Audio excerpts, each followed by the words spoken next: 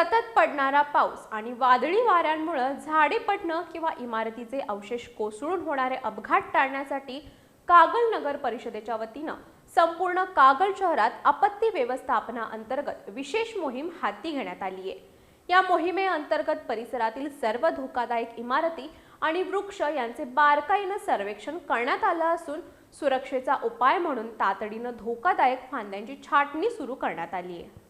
पावसाळ्यात वाऱ्याच्या वेगामुळे झाडांच्या मोठ्या फांद्या मोडून रस्त्यावर किंवा विजेच्या तारांवर पडल्याने मोठी जीवित आणि वित्तहानी होण्याचा धोका असतो।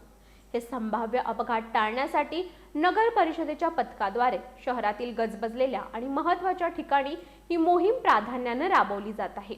यामध्ये महात्मा फुले मार्केट परिसर, शाहू उद्यान आणि नेताजी सुभाषचंद्र बोस चौक यासह अनेक प्रमुख ठिकाणी धोकादायक झाडांच्या फांद्या छाटण्याचे काम वेगाने पूर्ण करण्यात आले आहे।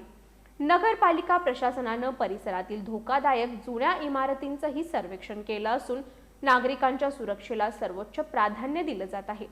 पावसाळ्याच्या दिवसात कोणत्याही प्रकारची दुर्घटना घडून जीवित किंवा आर्थिक हानी होऊ नये यासाठी ही मोहीम सुरू असून नागरिकांनीही सुरक्षेच्या दृष्टीने पालिका प्रशासनाला योग्य ते सहकार्य करावे असे आवाहन कागल नगर परिषदेच्या वतीने करण्यात आले।